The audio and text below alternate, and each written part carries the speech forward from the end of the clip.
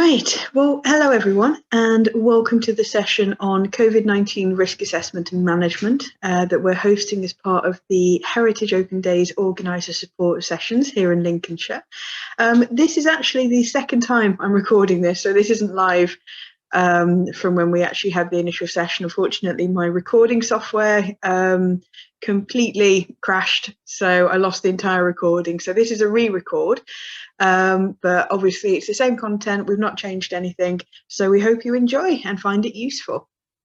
So introductions. So for those of you who don't know me, my name is Charlotte Davey. I am one of the coordinators from the Heritage Open Days team at Heritage Lincolnshire. Now, I'm from Heritage Lincolnshire. We're a charity based over in Heckington, but we work essentially across Lincolnshire. We've coordinated Heritage Open Days for the county since 1994.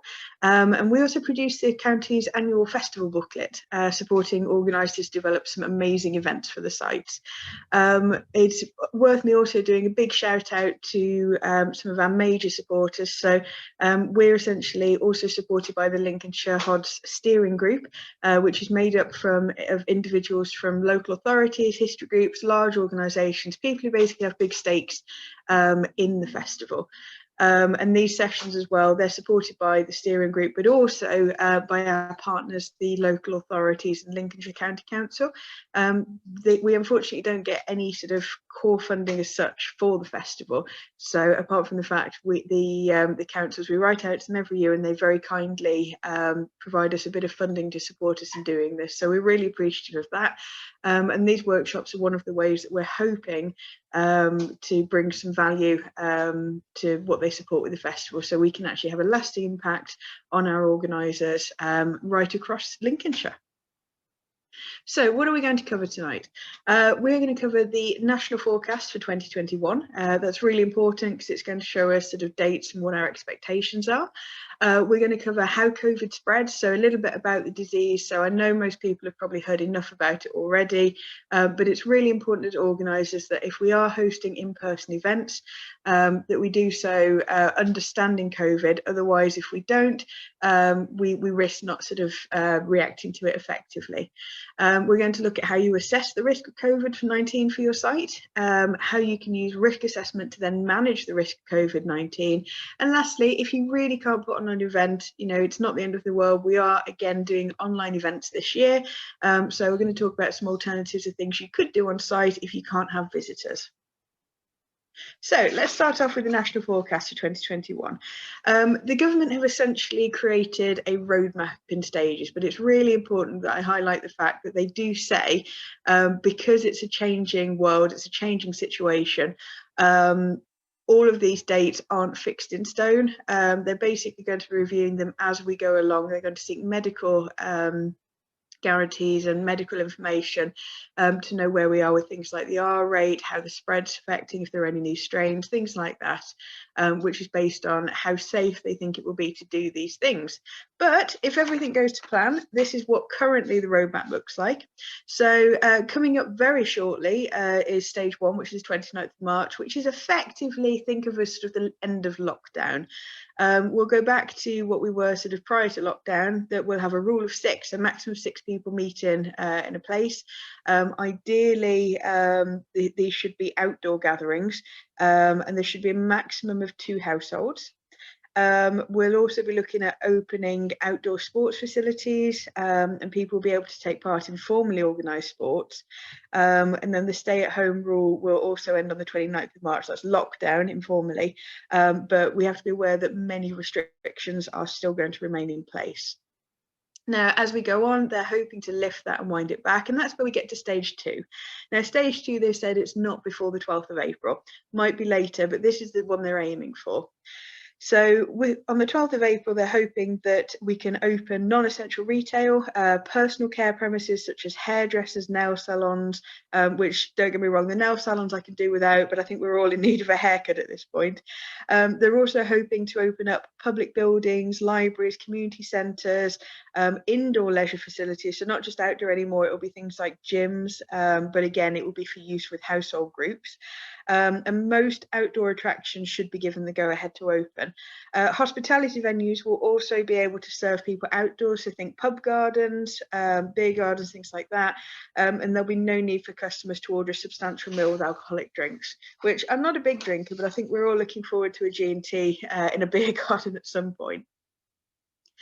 So again, stage 3, so 17th of May, remember that the further away this gets, the more subject to change it probably is, because things may happen.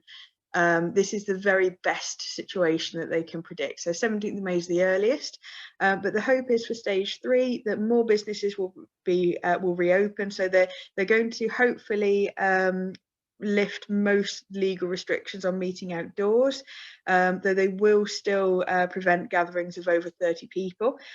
Indoors, the rule of 6 or 2 households will start to apply. So again, we'll start to be able to meet people indoors. Most businesses will be able to reopen, and in all sectors, COVID secure guidance will remain in place. Businesses will not be able to cater for groups bigger than the legal limits.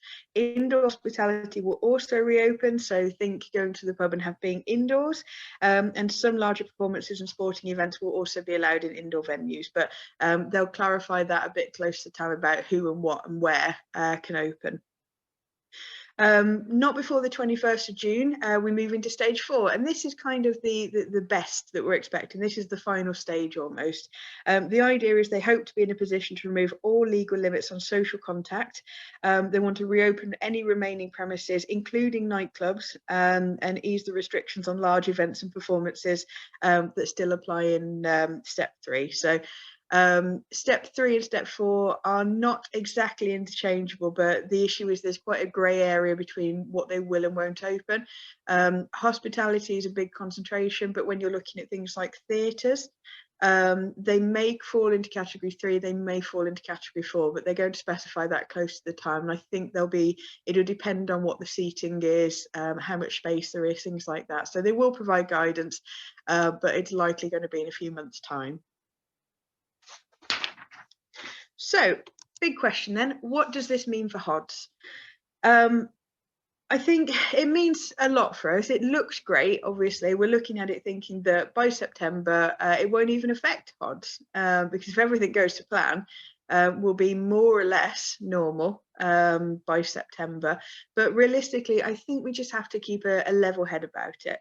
So my top tips for it and what I think it means is we need to stay positive. So as I say, it's hoped by September we'll be well back on the road to normal. I realise it is hard to stay positive because things have changed. There's been a lot of goalpost changes, a lot of changes in dates, this, that and the other. But think to yourself that perhaps HODs could actually be your first event since COVID-19. So it's going to be a fantastic learning experience right on the back of the pandemic, because we're looking at a time where we'll be adapting to the new normal, which is a horrible phrase. I'm sorry, people hate using that, this idea of the new normal, but I think we do have to be very sensible about what we're thinking. And even with stage 4, and I'm talking about having all these restrictions limited, I think the likelihood is they will recommend continuing to be careful and take precautions. So it might be they still recommend face masks indoors, it might be they still recommend social distancing with people who aren't in your immediate family, which it makes sense. And I think that even with the vaccine, they're going to want to try and keep on top of that for a bit longer. So I think realistically, even with all the restrictions lifted, they will be providing guidance that recommends how you should act in public and how organisations should adapt.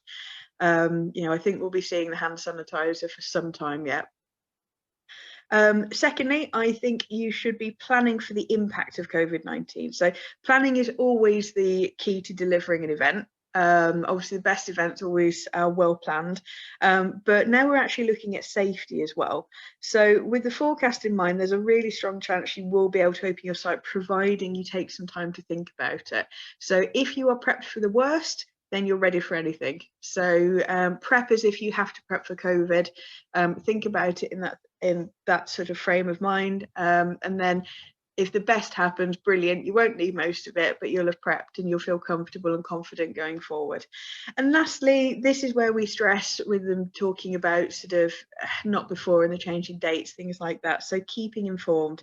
The government has stipulated that the plan is subject to change depending on the circumstances and the threat of COVID-19. So it's really important as event organisers that you keep an eye on the news and the government website so you know how you'll be affected, because as I say, things change. At some point during the pandemic, it felt like they were changing every 10 minutes. So it's not a bad thing just to keep an eye on what's going on so you can plan more effectively. So now we're going to have a look at COVID-19. I'm really sorry for this, but I know that people are probably absolutely sick of hearing about the disease at this point. You probably know what it is, but it doesn't hurt to have a refresher, because as I say, knowing what it is and how it spreads is our key to adapting to it and preparing for it. So COVID-19, what is it? It is a virus. It's actually from the same family as the common cold, which is why it's been such a problem for the world. Obviously, you know how difficult the common cold is to cure, but we kind of just, it's very adaptable. It keeps changing. There are different strains that come out every year.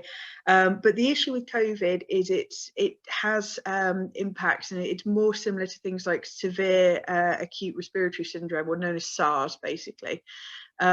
Which unfortunately means it's as infectious as the common cold. However, it can cause things like pneumonia. It has long-term effects. We still don't fully understand the virus even after all this time. There are people saying that they had it early last year and they're still having impact from it. It spreads in the same way as the common cold, so passed through contact with respiratory droplets. What I mean, disgusting, I know, but droplets of saliva or mucus from the nose or mouth from someone who already has the virus. Now, don't forget, these droplets can also land on nearby surfaces and objects. The virus is then spread when another person touches the objects and then touches their own face. So you remember they talked about sort of be careful not to touch your face where you can. It can access the body in numerous ways, but eyes, nose, mouth. If you haven't washed your hands, if you've touched the virus and then haven't washed your hands, you can spread it onto your face, and that's how it gets into your system. So now we know what it is and how it spreads. You can see there sneezing, coughing, breathing, speaking and singing. So, you know, be wary of all those karaoke bars, because COVID hotspots. So now we know how it spreads. Let's have a little look at how we prevent the spread. So again, none of this, I hope, should be unfamiliar to you. It's been in the news. There's been huge media campaigns about it. But let's just go over it so you know how to use it as an organiser. So as we've heard, COVID, nasty disease, very infectious, but it is not unbeatable, and there are many things we can actually do to slow or stop the spread of the virus. So first off, social distancing. It reduces the chance of viral droplets from reaching other people. If one person has the virus, this makes it less likely that they can then pass it on as droplets fall short. Outdoors, a minimum distance of 1 metre is recommended for social distancing, and indoors, a minimum of 2 meters is what is advised. The reason for this is when you're outdoors, you have a lot of fresh air. The wind is constantly moving things around. It makes it less likely to spread because the droplets are scattered. Whereas when you're indoors, unless you're in a really well ventilated place, unfortunately, the droplets are just going to hang around. They're not being moved about. There is no wind. It's very still. So this is why we say it's also really good practice for any indoor spaces to be well ventilated. If you're opening your site for COVID and you want to sort of be thoughtful and considerate of social distancing, have a think about whether or not you can open windows, keep doors open, because it just keeps the air moving. It makes it less likely it will spread. Second off, we've got hand washing. So it will if it's done properly, and this is where I have to be specific, you have to do it properly, it will kill the virus. What I say when I say properly, firstly, it needs to be with an antibacterial, antiviral soap. And the bit that people sometimes forget is it has to be for a minimum of 20 seconds. So we talk about the happy birthday song. You're supposed to sing that twice, because it's supposed to take 10 seconds each time. And if you can do that, you've more or less sort of killed the virus. You also need to make sure you're covering every inch of your hand. So give it a really good hand wash.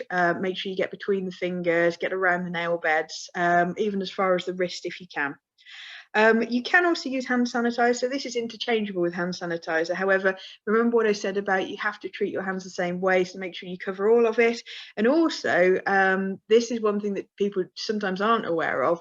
Hand sanitizer is only effective once it's dried. Whilst it's still wet, there is a chance it has not yet killed the virus. So in the same way that we ask you to hand wash for 20 seconds, you need to make sure if you're hand sanitizing that you allow it to dry before you touch anything, especially your eyes, nose, mouth, because the chances are it has not actually killed the virus at that point.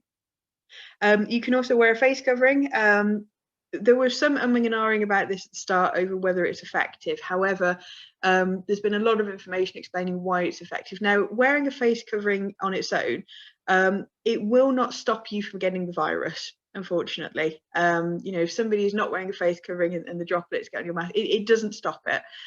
The whole point of wearing a face covering is because it's socially responsible. Because if you have the virus, whether or not you've got symptoms, you're still a carrier even if you're asymptomatic, and they will be in droplets of your saliva and mucus. If you wear a face covering, the idea is that stops those droplets from getting out into the air. It's been proven to be really effective. And if you can't wear a face mask, the other one is a face shield. That's quite useful as well. It does the same thing. It's just slightly less restrictive for people who have issues with sort of claustrophobic feelings. It's good for people with autism who sort of don't like having things touching their face. And things like that. So wearing a face covering is obviously mandatory in most indoor places now, and we recommend you thinking about that for your sites, that if you're opening, you may wish to continue asking people to wear a face covering even if the government relaxes guidelines. Lastly, wiping down surfaces. Now this will be a big one for you as organisers if you're opening your site. So wiping down surfaces is actually a really important tool which is especially required in public areas. The virus can live on different surfaces from a range of times, from minutes to hours and even days in some specific circumstances. So wiping surfaces down regularly with antibacterial cleaning agents kills them and actually other diseases as well. So you're doing your part to stop the flu as well as COVID. It makes the surfaces safe to touch. However, we will say it is only effective if it's done regularly. So essentially, as soon as you wiped it, if somebody else touches it, who is perhaps carrying the disease, unfortunately, it's going to get back on that surface again. There's nothing you can do about it. You clean it, you remove the virus every time you wipe it down, but every time somebody then touches it, it reintroduces the risk. So as an organiser, we'll be talking about this a bit later on anyway, when we talk about things you can do as organisers to minimise risk. But wiping down surfaces is a really good one. But just remember that it's not like it used to be where you could just one and done. So you do it at the beginning of the day. It will have to be a consistent rota of cleaning to minimise that risk. So assessing the risk, how to risk assess for your site. Now, this is what we're here for, and I just want to start with a few definitions and my favourite part of the presentation. I really enjoy putting this scenario together, so I hope you enjoy it too. It's a bit cheesy. So, risks and hazards. Before we start risk assessing, you need to know the difference between the two. So, as the organiser leading the risk assessment, you will need to distinguish between a hazard, which is something with the potential to cause harm, and a risk, that's the likelihood and the severity of the harm. Now you'll see I've got a wonderful picture to illustrate this, and I'm going to give you a bit of background and an example. So, a giant man-eating shark lives off the coast of Amity Island, fondly nicknamed Jaws by residents. On his own, Jaws is a hazard, but after a series of incidents where Jaws took bites out of the population, the locals no longer go into the water at all, so there's no risk to human life. However, Mayor Vaughan wants to reopen the beach and the waters as a summer tourist attraction, exposing residents and tourists who go into the water to Jaws. Police Chief Brodie is unhappy with the level of risk because, based on previous experience, there is a high likelihood that Jaws will begin eating people again, a most severe level of harm. To reduce the risk, Brodie can either remove the hazard, like in the film, or think up a workaround that reduces either the likelihood or the severity. For example, they could set up a shark-proof area of beach which has defences designed to keep Jaws out. The hazard and level of severity has not been eliminated because Jaws is still out there swimming about, but the likelihood is decreased significantly because he can no longer access that bit of the beach. So that's your example of hazard and risk. So Jaws is a hazard, but he's not always a hazard. He's only becomes a risk if he can have an impact on human life. So the following factors can help evaluate the nature, likelihood and degree of harm that might arise from a hazard. So you'll be wanting to think as organisers about the history of previous accidents. So coming away from the Jaws idea, have a think if you've got somewhere in your site where you know that there have been accidents before. It might be a particularly set of sharp steep stairs that don't have a handrail. It might be a trip hazard. It might be a sort of loose floorboard that people keep tripping over. That's when it starts to increase the level of risk because you know that it's happened in the past. You'll also want to consider the number or type of people who will pass or could come into contact with the hazardous feature. So an example here is, say for instance, you have a beautiful garden outside your lovely country house that you're opening up to the public. You might have a really steep natural ramp that leads down to the path. Now, in itself, it is a risk. So, but if you are, for instance, having an open day which welcomes people with mobility issues, so wheelchair users, for example, that is going to be a significantly higher risk to that audience. Because obviously if people are going down a very steep ramp, there's a chance they could lose control and hurt themselves as the wheelchair sort of goes careening down this steep ramp. So that's something to think about as well. So, and you can measure, you know your sites really well, and you can measure that up depending on how you feel that's going to affect your audience. So we do help you with that though. The national team especially provides resources which will help you create a risk assessment. So I think many organisers, if you've opened to the public before, a risk assessment is not going to be an unusual thing for you. You'll have seen them before, you'll have done them before, but I will take you through the Heritage Open Days form, just because you know you've got that as a tool and a resource to use, especially if you've not done one before or aren't very confident. So the quote I've used here is: the first step in the risk management process is to acknowledge the reality of risk. Denial is a common tactic that substitutes deliberate ignorance for thoughtful planning. And that's absolutely true. So we're not expecting you to eliminate all risks, but if you have thought about a risk, then you immediately lower the impact of it because you think about ways you can overcome it. So what is a risk assessment? A risk assessment is the process of evaluating risks to the safety and health of stakeholders. In Heritage, this includes staff, volunteers and visitors.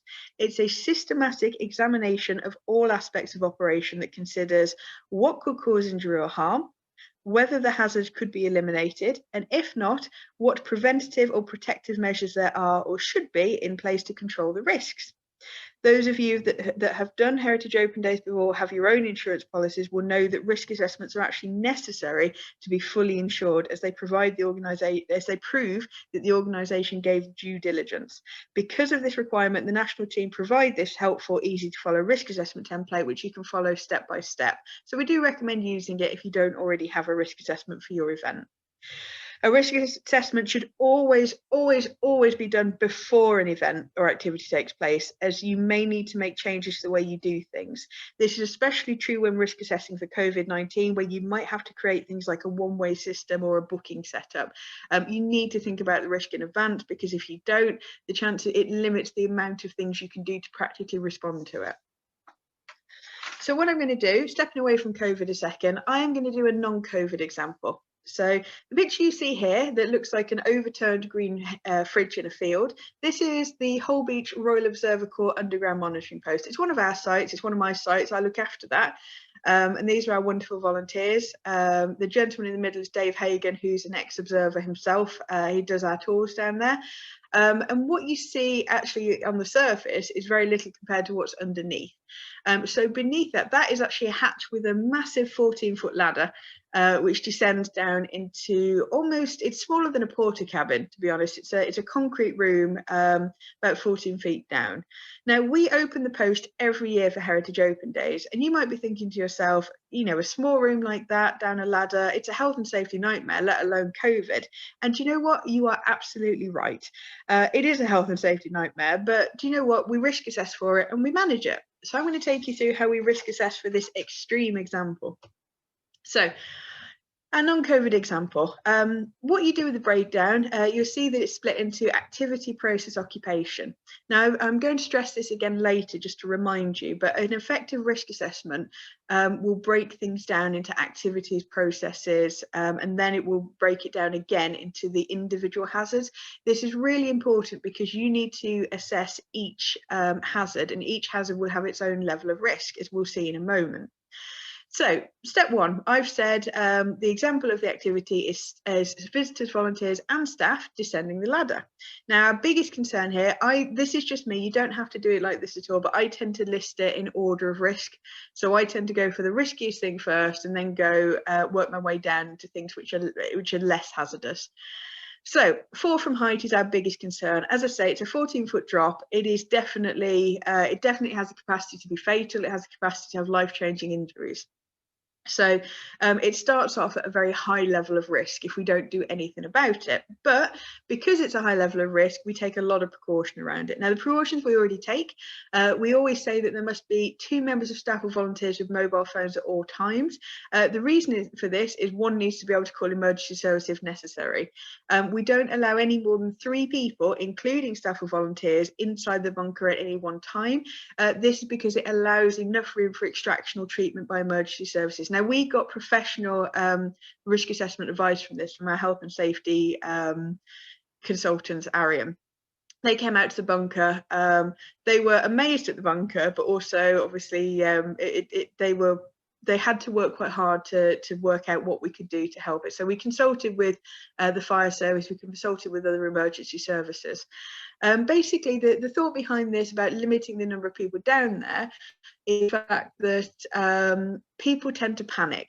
And what you don't want is somebody injured and then other people trapped in a room panicking, because your likelihood is you're going to have more injuries. You'll have people, there'll be confusion, there'll be panic. You might have more injuries from people falling off the ladder because they're in a state of shock.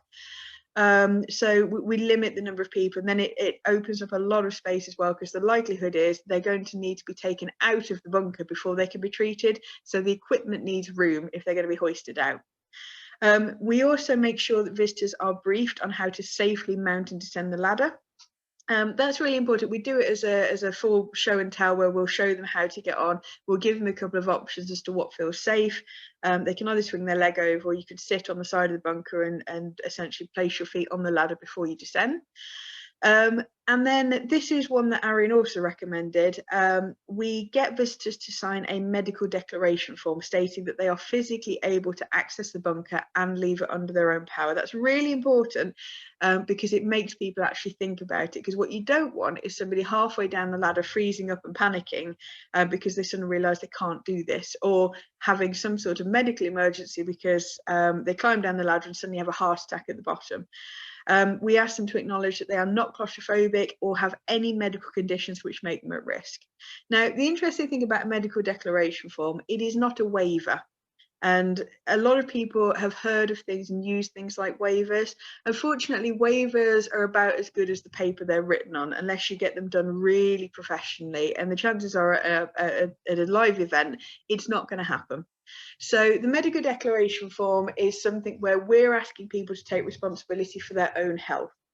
Now, what we do with that, they sign that before they go down. We brief them, and we tell them there is a big danger of death. And the reason we say this is because we say that when they go down there, unfortunately, we explain that they will have to be removed by the fire service first before they can have treatment. And obviously, every second counts if it is a very severe injury.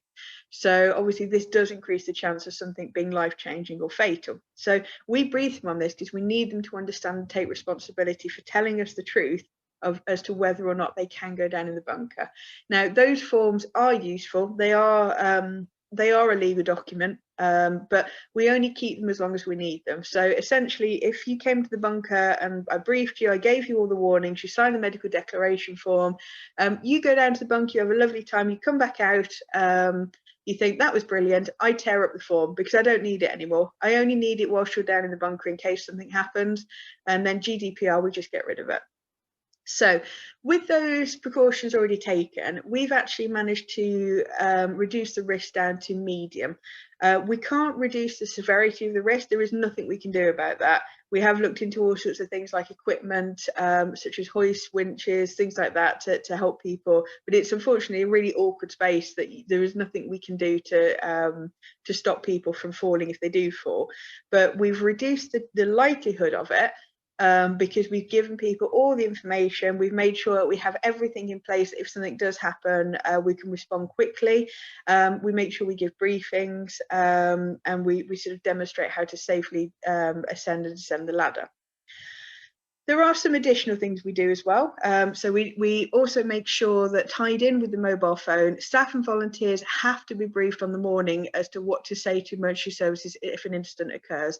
You remember me saying that if somebody does fall in the bunker, they have to be removed before they can be treated. So it's really important that we get the fire service on scene before we get an ambulance on scene, because the ambulance will not be able to do anything until they can get them out of the bunker. So this is why we have a strict ordering thing that says we call the fire service first, then the ambulance. We also make sure the ladder is inspected regularly to ensure that it's sort of safe and that it can sort of take weight. We make sure there's no issues, but also it's things like making sure it's dry and not slippery. We don't operate during the wet. And we also sort of just keep an eye to make sure so people can keep a firm grip on it. And as I say, I've already said about the GDPR that we've included that as part of the risk as well, because it's part of the precaution. That for GDPR, obviously it's sensitive information. We don't ask people to declare if they have medical issues, but it's still got their name, contact details, next of kin details on it up until we shred it. So that's the most serious risk. You'll see then I've given an example of a slightly less serious risk, which is hitting your head on the counterweight. The hatch itself has a counterweight that keeps it up. Now, I go to the bunker once a month, every month, have done since I've been at Heritage Lincolnshire, so about 3 years now. I still hit my head on it. I know where it is. I warn people about it when we go out to the bunker, when we do event days, and I tell them there is a counterweight, do not hit your head. People still do it. I still do it. So what we do to minimise the impact of that is so staff, visitors and volunteers have to wear helmets or bump caps before they go down there. And the reason is because you can hit your head quite hard on it. It's a full solid chunk of steel. It weighs about 5 kilo. So it's not the kind of thing you want to hit your head on. So we also make sure we brief them, we make sure they don't go down without a helmet, and we pre-warn them. But the helmets themselves minimise the risk to incredibly low, because if you can hit your head with the helmet and you don't feel it, if you feel the slight pressure but you don't feel a bump. So we've almost completely eliminated that risk. Again, severity, it's still quite serious, but the chance of it happening is incredibly low if people are wearing a helmet. So that's our non-COVID example. Let's now have a look at a COVID example, because that's what you're here for. So we're doing the same thing. We're going to say visitors, volunteer staff descending the ladder and spending time in the bunker. So the hazard we've identified here is catching or spreading COVID-19. So precautions we've already taken. Before the event, staff, volunteers and visitors are reminded not to attend if they have any symptoms of COVID-19 or are self-isolating. That's really important. We will, as part of the brochure that we've produced, as part of the guide, put a warning that says please don't attend if you have any symptoms. But it's always worth reminding you that if you're publicising your own event, just remember to include that. You would think at this point that people won't, but sometimes it's a good reminder to them to actually think about it. We also say before descending, staff, volunteers and visitors must use hand sanitizer gel and wait for it to dry. Now that's twofold. One, because we said earlier that COVID is not actually eliminated while it's wet, but also it's slippery. So we don't want people going on a ladder with wet hands. So we talked about having the ladder dry. Making them put something on their hands which is slippery and wet is not ideal when you're getting them to climb down. We also say they must wear a mask, so we do not allow face shields when descending and ascending the ladder. The reason for this is, again, it's twofold. One is the face shield has a risk of catching on the ladder as you're going down. It's less effective because, unfortunately, obviously, you're still breathing downwards, and the chances are while you're going down the ladder, if you did have COVID, the droplets would be escaping under that to get onto the ladder because you're going down. So it's not allowed. But in addition to that, if somebody has a medical issue that requires them to have a face shield instead of a mask, our belief is they shouldn't be going down into the bunker anyway, because they're either physically fit or might have an issue. So if it is autism, we tend to find that autism comes with, it doesn't factor in very well when they're in a trapped space. So they have to be able to wear a mask to descend the ladder. We also say that helmets must be sanitised by a member of staff and volunteer before and after use. We do that. So we will sanitise the helmet in front of someone, give it to them, and then when they come out, the first thing we do is make sure it's all wiped down. We also decrease the limit to 2 people at a time in the bunker. One must be a volunteer or a member of staff, and the other person is the visitor. So that was, again, just because it's quite a small space down there. We want to protect our staff and volunteers and our visitors, of course, but it just means that there's plenty of room to social distance. As an additional measure, we basically said that we would brief staff, volunteers and visitors in advance of the event so they know what precautions they'll be asked to take before descending into the bunker. Again, this is about telling people, making sure they know what to expect. Again, I would like to think the best of people, but we know that there have been differing views on things like wearing masks. So some people feel very strongly that they shouldn't have to wear a mask. They feel that you have all sorts of, I'm going to say, conspiracy theories about COVID, this, that and the other, about requirements and things like that. So what we say is, if you let people know what to expect in advance, it means they're not turning up and causing an issue on the day. So they might cause an issue in advance and say, well, I won't wear a mask. And then you say to them, unfortunately, you can't come if that's the case. But it just sets expectations, and it will take a lot of pressure off a day where you are having to think about a bit more because you're worrying about COVID as well as the normal risks associated with the event. So that's my COVID example. I hope that's helpful for you. Obviously, every site will be different. You'll have to have a look at your own site, and that's what we're going to talk about next. So if you're creating a risk assessment for your site and event, I'm going to give you 3 things to remember, a 3-step breakdown. So step 1, know your event and look for hazards. What we mean by this is the easiest way to identify hazards is to do a physical walkthrough of your site or event with a clipboard and pen. Write down any hazards that are associated with your events, especially with COVID-19 in mind. So what we're saying here is identify potential pinch points, high traffic areas, physical hazards, identify where you know that there's going to be a lot of sort of public mingling and mixing. You may already have a general risk assessment if you operate normally on your site. In fact, you probably will. I believe most sites can't open to the public unless you do have a risk assessment. So even if you've got employees and things there, you need a risk assessment. So remember that you don't have to go above and beyond with your event risk assessment. You don't need to include any of the hazards that you've already identified, providing you are familiar with the general assessment and you follow them. You will, however, have to add on any new hazards or new risks or reassess risks if they are going to change based on the number of people on your site. So because you will, obviously, if you've got visitors, you'll have more people than normal on site. For your event, you're looking for event-specific hazards, which may include taking visitors to normally closed off areas of the site. And COVID-19 will definitely have to be on your list as a hazard, and we'll go through examples of how to manage that in the next section. So step 2, break it down and create your precautions. So a good risk assessment, as we've said, will be easy to read and understand. You don't want massive walls of text where those reading it will have to search for the information. Because remember, we're going to share this document. A risk assessment isn't just for you, it's for everyone involved in the event. Each hazard should be separated into a different row along with the precautions and risk level. So you will have to individually risk assess each hazard you spot. Step 3, record them, and remember, this is a really, really important thing to take away from this. Remember to implement your adjustments. So a risk assessment is absolutely useless if you don't write it down and then do something about it. So think of it as a task list or a reminder that everyone involved should be familiar with. You also need to actually implement your adjustments, or else you haven't reduced the risk at all. Think back to our previous example. So if Brodie hadn't blown jaws up or set up a workaround, would you really want to go into the waters of Amity Island?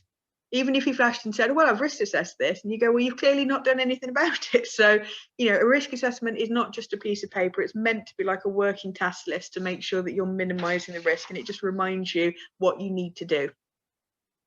So moving on from there, how can you use your risk assessment to manage the risk of COVID-19? So we've already discussed sort of things you can do in advance of your risk assessment. So before you do your proper risk assessment, you should already have these things in mind. So you should have a clear knowledge of your event or your site and or the visitor tour route. You need to have a recognition of high traffic areas, pinch points and high use zones. So know where you're going to have a lot of traffic, and also know what assets are available to you. So I'm going to break this down a little bit so you understand more what I mean. So we've essentially gone through the background of COVID-19, what it is, how it spreads, how to stop it, and we've covered how you can identify hazards and risks for your risk assessment. You've walked your route with discerning eyes, you know where your areas of traffic are, you know where your pinch points are, and you know what area people usually congregate in. You know your high use zones, example toilets, and the things that people touch. And you know what you or your organisation might need to host an event. So this is where the assets come in.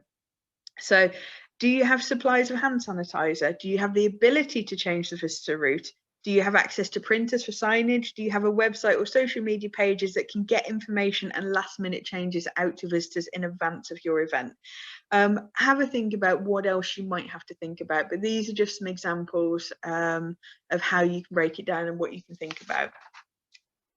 So in addition to that, you might want to think about this. So vulnerable staff, volunteers and visitors. So we know that the government went through a period of shielding that actually finished in August last year. But many people are still choosing to shield. So my mum is vulnerable. She has been shielding since the start of the pandemic. She still is. So do bear in mind that you should be sensitive to your stakeholders. Volunteers especially might be still choosing to shield if they are vulnerable. So do consider though that they're not completely out of the event. Can you utilise them, or can they support you in a way which doesn't mean that they have to contribute in person? Can they contribute remotely? So can you get a volunteer to look after social media, to answer questions? Can you get volunteers to take your bookings for you? Or reply to emails and things if you're doing bookings? Can you get volunteers to email out feedback forms, etc., etc.? We'd also suggest making sure, and we've said this before, tell people not to attend if they are exhibiting symptoms. It's really simple, but sometimes people they think to themselves, oh, it'll be fine, but actually the more you tell them, the more that message gets across. So maintaining social distancing is another key one. You will need to consider the capacity of your site. We've talked about the 1 metre and the 2 metre rule, depending on indoors or outdoors. So do you know how big your site is? Do you know how big the thoroughfares are? Don't just think about the capacity of the whole site. So you get some places where you know what your maximum event capacity is. What you need to think about as well is capacity of specific areas within the event. For instance, if you have one corridor that leads to a room which is a dead end where people have to backtrack on themselves, remember that capacity, because the width of the hallway, you're going to have a high flow of traffic, and those people are going to have to pass back the way they came, so they'll be passing people coming in, and that will reduce your capacity significantly. So you need to be thinking about that. Could you use a pre-booking system to limit your numbers? This will also give staff and volunteers the right to turn away excess visitors if they need to, and it gives you more control over when visitors arrive to the site. So it might be you're aiming to have 100 people. Would you be better, rather than just letting it be free flow, you can manage that and make sure you keep your capacity down by maybe having 4 different booking slots where they're not booking for tours, they're just booking to access the site. So they will maybe come for an hour and a half each, and it's 25 people at a time. So bear that in mind, because that might be a good way to manage it if you do have restricted areas within your site and you can only have maximum limits of people. Signage is an important one as well. You could have a sign to highlight how long the distance is, or use floor markings, or encourage visitors to just stay apart. You can block off seats to ensure people maintain distance. You can set up signage and directional arrows to hand washing facilities, or mark a one-way route. And lastly, this is one that sort of people might not think about, but this is a really good suggestion. So if you do change your route, consider providing a floor plan or a site map in advance. So you can either give this to them in advance of the day or at the entrance. You might actually be better giving it to them as they enter, because sometimes people don't look at things they're sent in advance. The reason we suggest this is because if you are open to the public normally and you have people who come regularly, the chances are they will have a route they are expecting to take. They have the route they always walk. It's the one you normally use, but if you have changed the route, the chances are these people, they feel confident enough and knowledgeable enough about your site that they may not even think about the fact that the route's changed. So you might find people trying to wander in the wrong direction, in the wrong way, into rooms that are closed, because that's not how they normally are. So if you provide a floor plan and sort of just draw attention to the fact that the route has changed, it does make people stop and think. They won't be doing it intentionally. They're not trying to do it because they want to break rules, and they're not trying to do it just to be awkward. It's just unfortunately human nature that when you get used to something, you go into autopilot almost, and they will try and walk the route that they know, as opposed to the new route that they're being told to go. So next up, we talked about wiping down surfaces. So this is really important, and this is a great way you can really have an impact on reducing the impact of COVID. So enhance hygiene measures across the site. It would be sensible to have things like hand sanitizer available at strategic points, so toilets, picnic areas. But the main thing I want you to think about here is your cleaning routine. So it does require a bit more effort than normal, but you can make a real difference even if you just focus on frequently touched surfaces such as door handles, lift buttons, and card machines. If you wanted to, you could even factor in a cleaning break midway through the event to prevent visitors entering whilst you're trying to sanitize things, just obviously make sure visitors know about this in advance. But if you're wiping things down, it looked good for you as well. That's really important, and we'll talk about that in just a minute. So visitors will be pleased to see you doing this because it gives them confidence, but also it decreases the chance, if you continually wipe down surfaces. I'm not saying you have to do it every sort of 5 minutes, but if you could maybe spare volunteers or staff members maybe once an hour, just to wipe down even just the high usage areas. So as I say, door handles are a big one. Things like buttons, lift buttons, card machines, things that people actively touch. That would be a great way to deal with that and sort of reduce the chance of spread. Lastly, test and trace. Now, if you did an event last year, you'll be familiar with this. You may be familiar with this from the time before when we were allowed to go out and about. You scan the app and things like that. So the likelihood is, even with the relaxing of the measures, the government is going to want to keep an eye on the spread of COVID. So what they did is they developed the test and trace system. Feel what you want about the app. I know there's a lot of anger about that at the minute because of the expenditure, but the concept is there. The concept is basically that if you trace where people are going, you can have a look at the impact, you can nip it in the bud before it becomes an issue. You know where the big pools and the spread and the viral areas are. So it's likely that you will be required to take the contacts of your visitors as part of this initiative, because it stops the spread of the virus. It lets the government keep an eye on it. If your site is registered, you can also encourage visitors to scan a QR code on their app. However, you need to remember you will need to take their details just in case there's an issue. So we will help with this though. We will provide you with a template for test and trace recording. Pre-booked events may not actually require you to do a test and trace on the day, so long as you do take their full name and contact details as part of the booking, because that counts as your test and trace. You know who's there, so obviously just keep a record of who turned up, so you can tick them off and just keep those to hand. We do recommend that you send the details onto us at Heritage Lincolnshire. We did this last year as well. If you send them on to us, we will follow the process on your behalf if we're contacted by the NHS. So we will ring people for you and tell them if they have been exposed, if there's been an issue. Now, we were very lucky last year. We didn't. Last year we were fine. We had no issues with that whatsoever, but it is worth knowing. So it's important to remember, though, that it is a fine balancing act, because GDPR legislation also requires us to ensure that people are aware of what their data is being used for and how it's being stored. So they must give active consent for its use.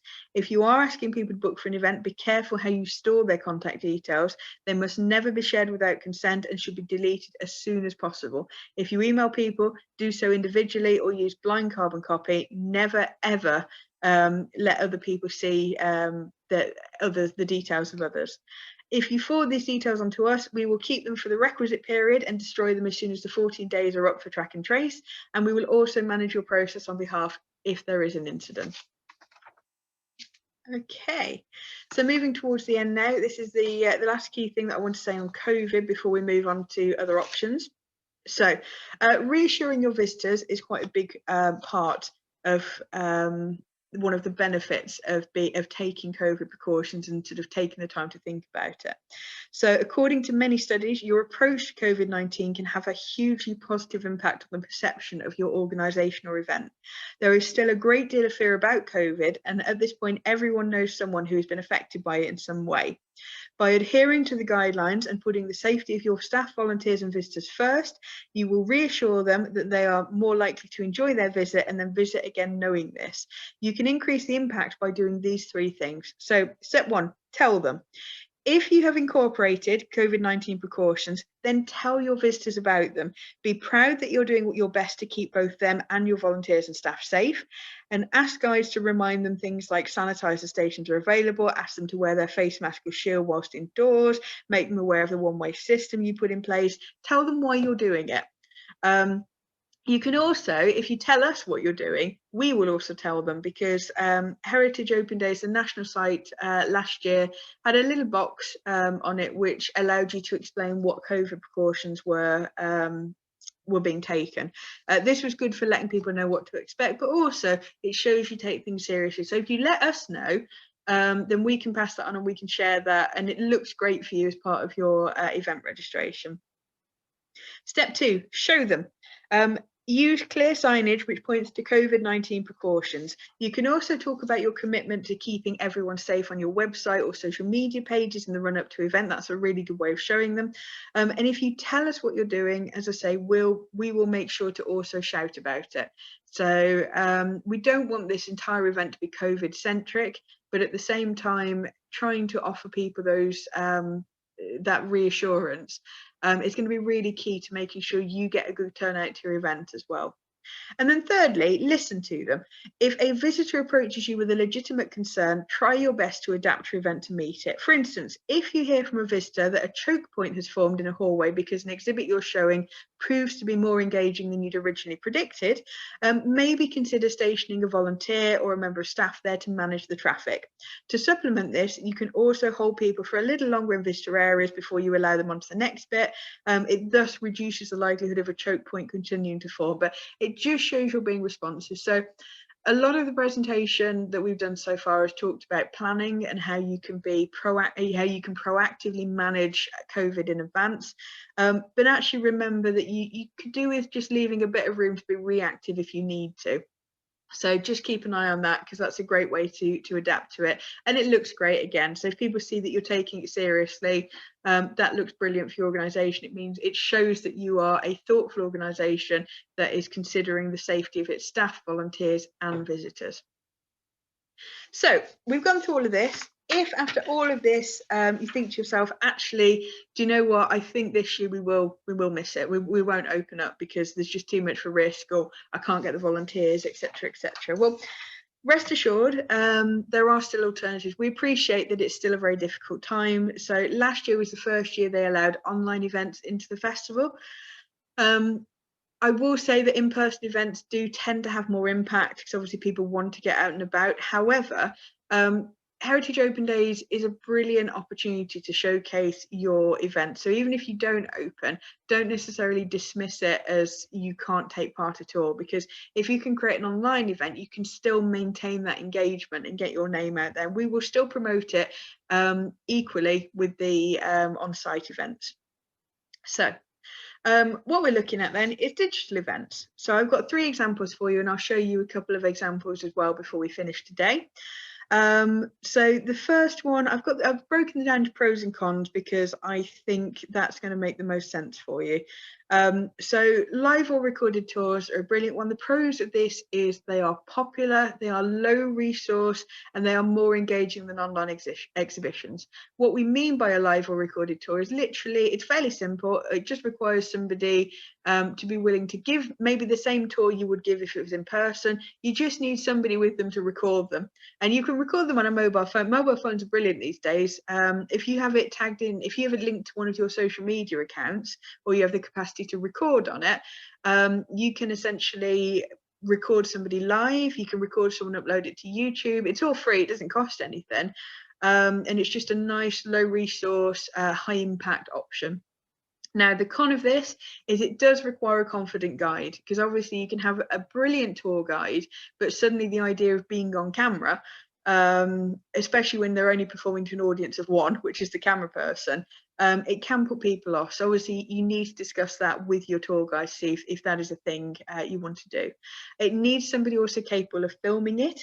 So you need somebody, you don't have to be massively tech savvy, and we will be covering a little bit of this on how to do this as part of our digital engagement session next month. But the idea is you need somebody who is capable of actually filming that on a mobile device or on a camera. It's not too difficult, but it can be a lot of pressure, and if somebody is not very tech savvy, they might be less confident about it. So decide for yourself whether you think you can do that, if you can find someone to do it.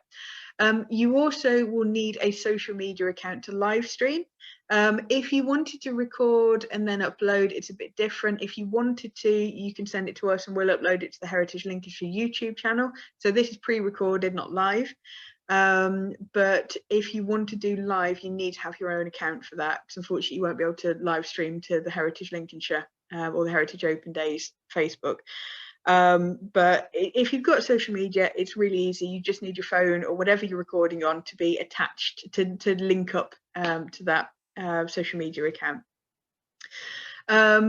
Online exhibitions are the second one. So this was quite popular last year, and I don't want you to, although I think they are ever so slightly less engaging than live scenes or live recorded tours, they're still a really effective way to get your message across and get some interest. So the pros of the online exhibitions are you can use material you already have.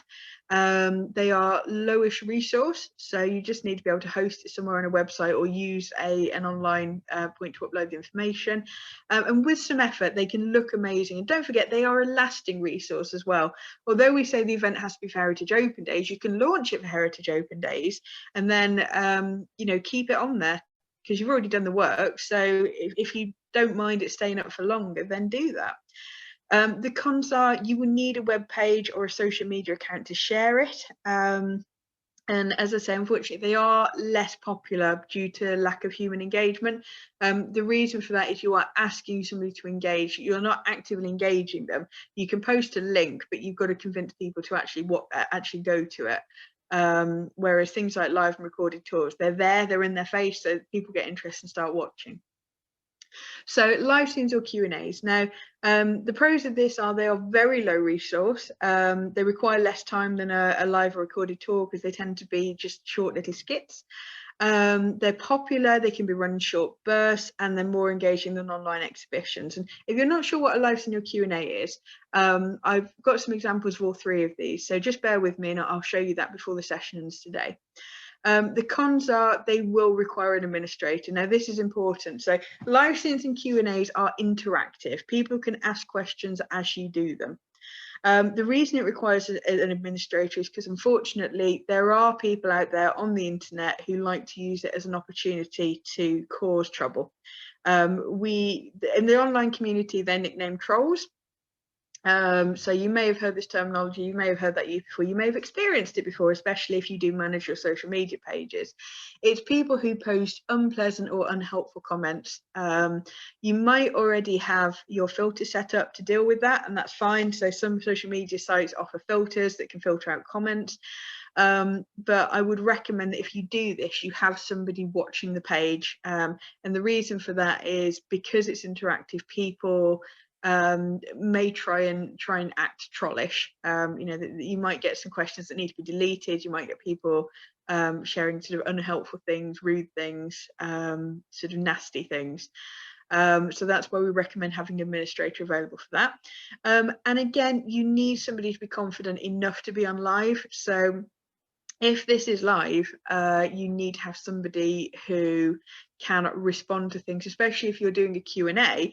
They have to be confident enough to respond to questions as they're being asked, because that's the real key part, that's the real draw of it. So that is another thing to think about. So let me show you some examples of these. So we're going to watch a very short extract. I'm not going to watch the whole thing, but if you do want to go on to watch this, by all means, you can just Google it. That's the title up there. So this is the Canadian Museum for Human Rights, and this is their virtual museum tour they did last year during the lockdown. And yes, enjoy. We'll watch a couple of minutes of this and we'll move on. Welcome today to the Canadian Museum for Human Rights, right here in Winnipeg, Manitoba. My name is Carly, and behind the camera we have Scott. Hi, Scott. Like many of you across Canada and the world today, I'm usually working from home these days, but I got special permission to be here today to share with you a little bit about what we do at the museum. At the museum, we talk about human rights. We talk about the fact that we all have different perspectives and ideas on what that means. But we want to come together and share one another's stories to learn about those different perspectives and ideas, in the hopes that we are going to gain an understanding and respect for one another's ideas.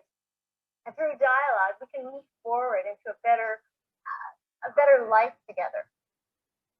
Let me show you one very important statement we have here in the museum.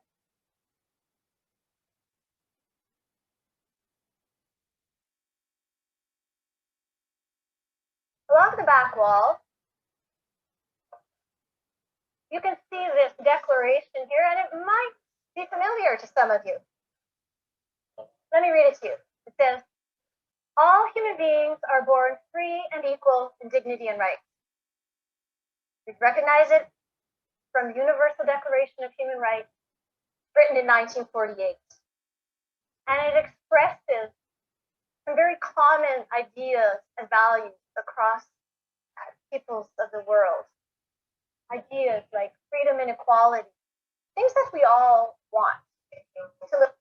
Okay, I'll pause it there, but that's just an example. Now, she actually takes you around some of the big exhibits in the museum. Obviously, it's a huge museum and it's only a 21-minute video, so she picks out the highlights and it's based on their actual guided tour. So she's a tour guide, she does this. And you can see it's maybe not as natural as it would be if she was performing to a group of people, because it is very odd sort of talking to somebody when you're just talking to one cameraman and you don't really have those responses. But you can see how effective that was. And what's really nice is she's doing her normal job. You know, her normal job is tour guide. Well, sorry, she does other things as well, but that's a normal part of her role. So if you were planning to do a tour, why not still do it? So why not record it and just put it out there as a virtual tour? It's been incredibly popular, and nowadays it's getting so popular and so well thought of that I know for a fact that there have been entire businesses that have now been set up based on professional tour guides offering virtual tours of cities, of buildings. You can book on, you can go anywhere in the world at this point. If you wanted to do a very good friend of mine has recently been doing a lot of the tours across Italy. So and really enjoying that. So it's just an idea of something nice and fairly easy to do. It just requires getting used to the sort of digital aspect of it. Now, if doing something live for you isn't for you, have a think about maybe something like a story map. Now, we talked about hosting an online exhibition. This is just one example. Some people choose to do it. They might choose to do it on your own website. You might do it as a blog, etc., etc. They're still really good. They're still really interesting. But this is what I wanted to show you, which is story maps. So you can Google story maps. It is a free platform. If it's not for profit, it's free to use. And what you can do is create a story map about whatever you want. So what I wanted to do was show you the story map created by RAF Ingham last year for they did this for Heritage Open Days, and it was fantastic. It was absolutely brilliant.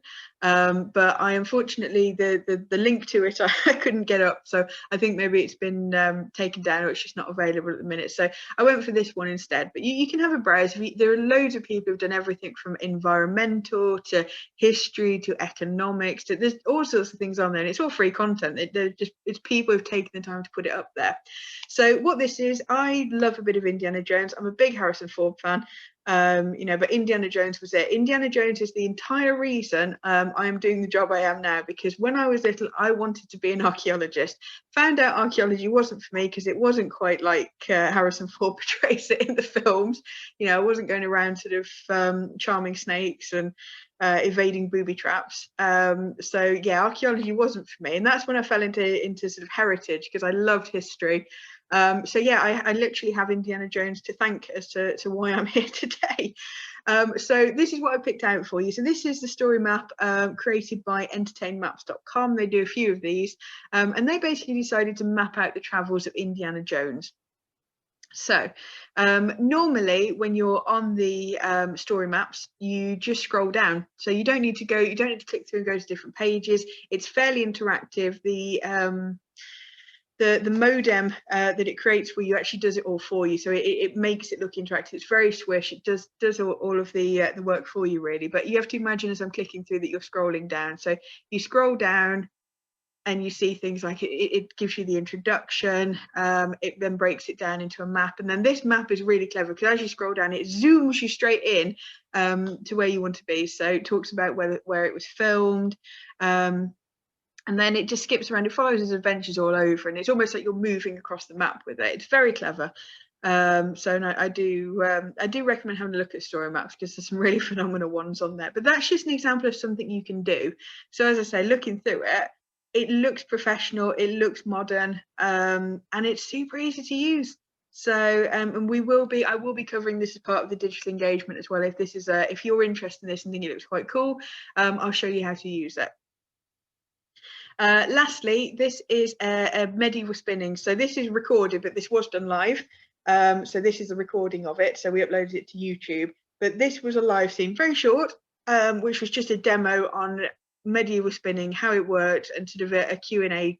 We'd ask people sending questions in advance. And this is Cola, who's part of our laser history team and community archaeology team. And she's obviously dressed up and going to explain about medieval spinning. So we'll watch a bit of that, and you can get an idea of what it looks like.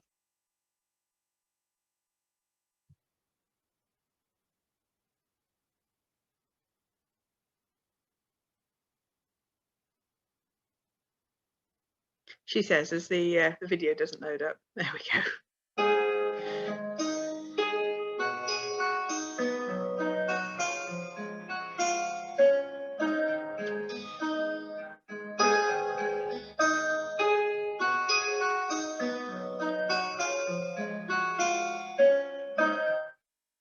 Hello, today I'm going to be talking about Nottinghamshire wool, spinning and carding, and also the outfit that I'm wearing today, which the inspiration for which comes from something called the Luttrell Psalter, which was a book of psalms written in Lincolnshire in the medieval period. There's also a similar psalter that came from a workshop called the Tickle Psalter, which is worth a look at. It's in the church, an amazing document. So a quick introduction about my outfit. The a beautiful yellow colour would have been made with a natural dye, plant dye called from the plant world. And my tunic, my blue, this beautiful blue, would have come from another plant called woad. And they would have used those plants to dye the wool that came off the sheep, which would have looked like this. So how did they get this to this? So after it's come off the sheep and been washed, you end up with your fleece just like this. So what they would have had to have done to get it to a point where you could spin it is use carding combs. So you would have got a little bit of wool. This would have been the medieval ladies of the household. You place it on your carder and you would have stretched it out into fibres, as I'm doing. And then when you want to take it off your carders, you reverse them. You take your wool off. You would have used a little bit more than me. But you've now got spinnable wool fibres. And this product then goes straight to the spinning wheel. This spinning wheel is also based on a similar version in the Little Salter. It's all right, so I'll hold that there. But that's just an example of what we did, and that's a live scene. So that brings us to the end of the presentation. Thank you for sticking with me. I hope you found it really useful. Obviously, when we were doing this live, we had questions. But I was very lucky. Everyone said it made sense. We didn't actually have any questions. So I've not had to add anything. But if you have any questions based on this, you are more than welcome to contact me. So I say, my name is Charlotte Davey. You've got a number there, but we are working from home at the minute. So it's recommended that if you are able to, please use the email address, which is hod@heritagelincolnshire.org, and just drop me a message if you've got any questions about it. Now, what we'll be doing is this will be uploaded to our YouTube site, and it will be shared. So you can share. I will share it across Organiser, but also it is going to be for public as well. And that brings us to the end. But thank you very much for sticking with me. I hope you found it useful. We do have our next session coming up on the 6th of April, I believe it is. I need to double check that. It's definitely the Tuesday. It's the first Tuesday in April, where essentially we will be covering digital engagement. So if you haven't already signed up for that and it sounds interesting, please do. It's the same web entry you would have done to sign up for this one. And I will leave it there. But thank you very much for sticking with me today.